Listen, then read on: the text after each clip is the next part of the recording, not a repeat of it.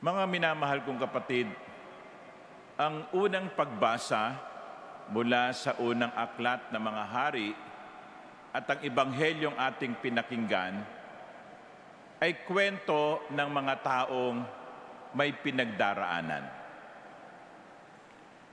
Si Propeta Elias sa unang pagbasa ay hinahunting ni Jezebel na reyna. He was a wanted person. Bakit? Kasi bago yung unang pagbasa, yung tagpo sa unang pagbasa, nagkaroon ng confrontation between Elijah, the prophet, and the false prophets of Baal. Hinamon sila ni Elijah. Okay, patunayan na nga natin kung sino talaga yung Diyos na totoo. So sabi niya, maglagay tayo ng alay. Maglagay tayo ng sakripisyong hayop.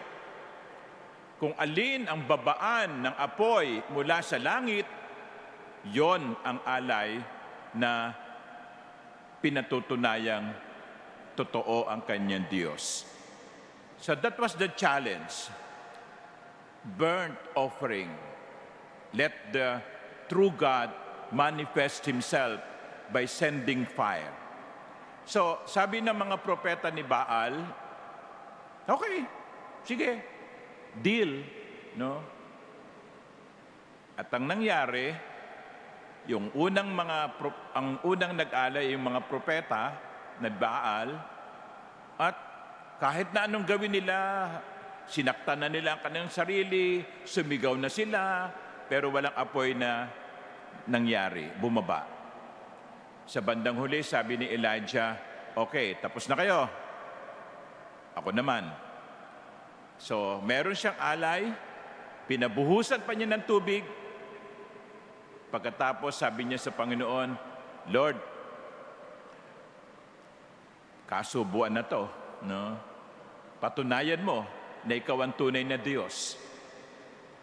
At sa panalangin ni Elijah, bumaba ang apoy at sinunog ang alay niya.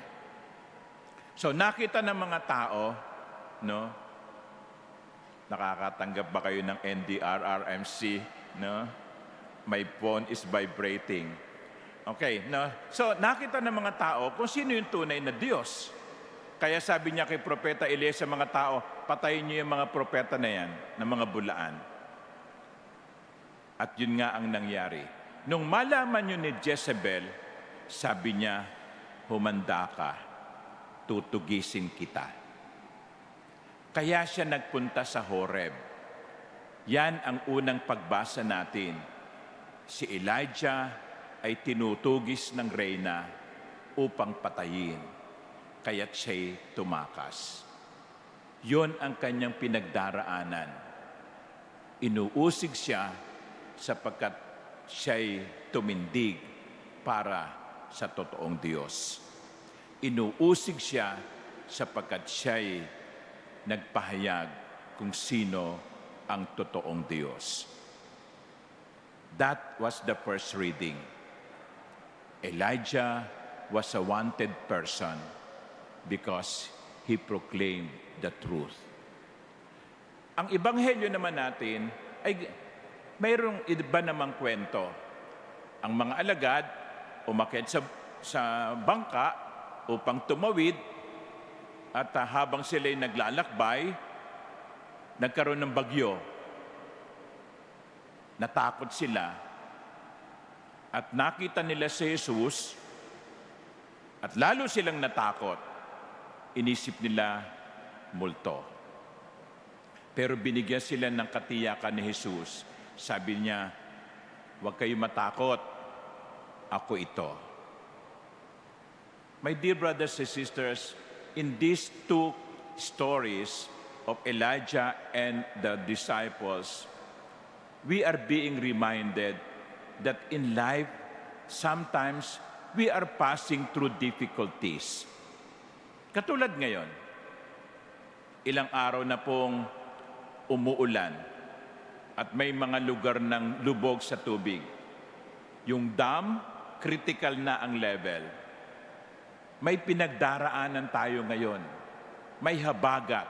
Matapos ng ilang buwang hindi umuulan, dumating ang ulan at lubog ang marami sa atin. Pero anong unang lesson sa atin ng mga pagbasang ito at ng ating karanasan ngayon? Kung minsan, meron tayong pinagdaraanan. Pero daanan lang natin.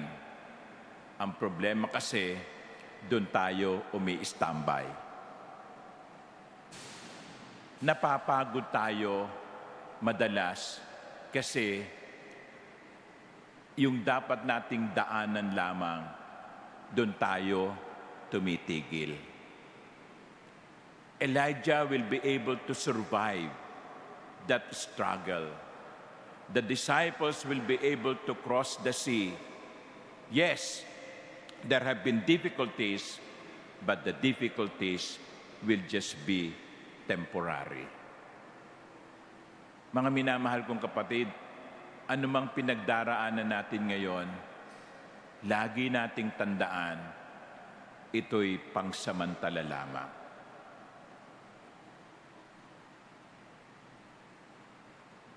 Ang ikalawang lesson sa atin ng mga pagbasa ito, sa mga pinagdaraanan natin, nandoon ang Diyos. Nandoon ang Diyos. Sa unang pagbasa, nagparamdam ang Diyos. Hindi sa mga malalakas na kulog, hindi sa mga malalakas na ihip ng hangin, kundi sa isang gentle whisper of the wind.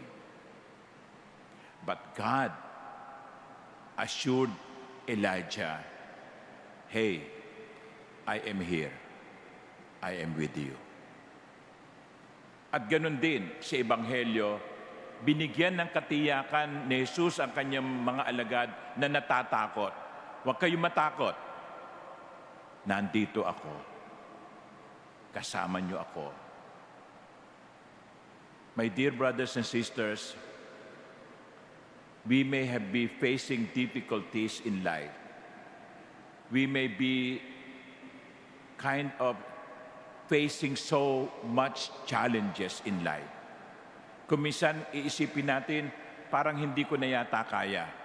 Pagod na ako. Pero sa umagang ito, sa gitna ng habagat, sinasabi sa atin ng Panginoon, "Hey, I am here. Nandito lang ako. Huwag kang matakot."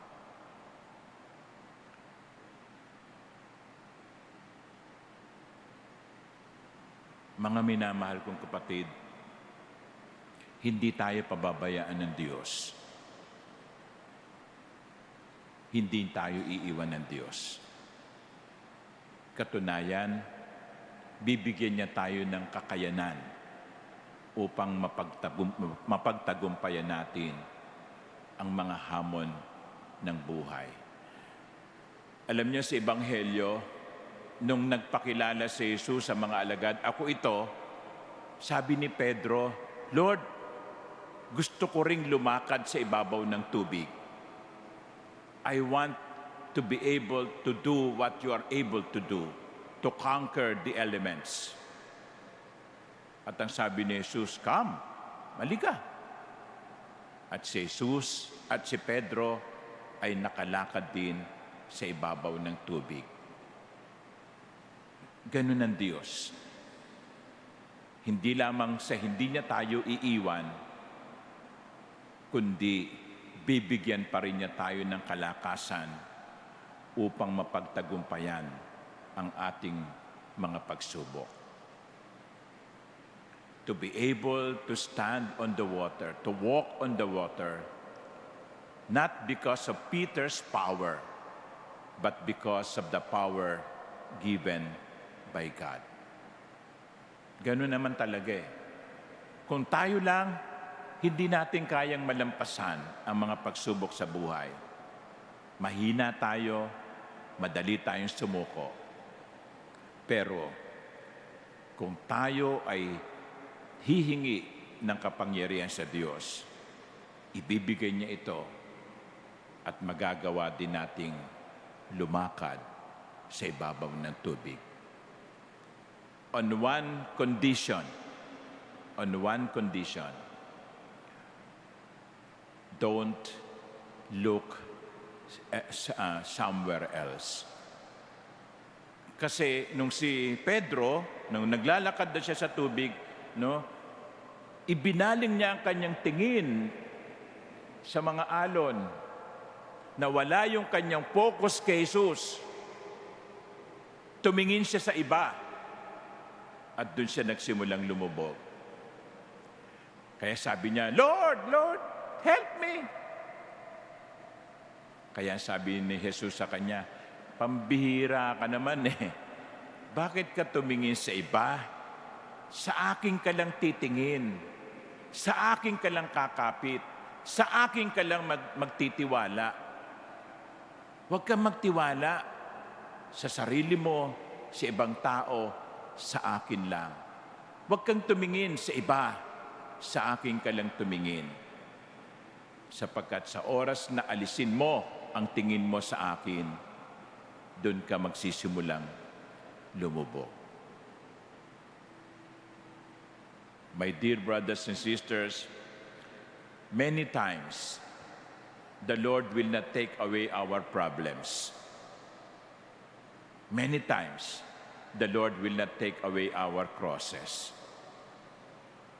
But all the time, the Lord will be with us to give us the power. Huwag lang nating aalisin ang tingin natin kay Jesus. Amen.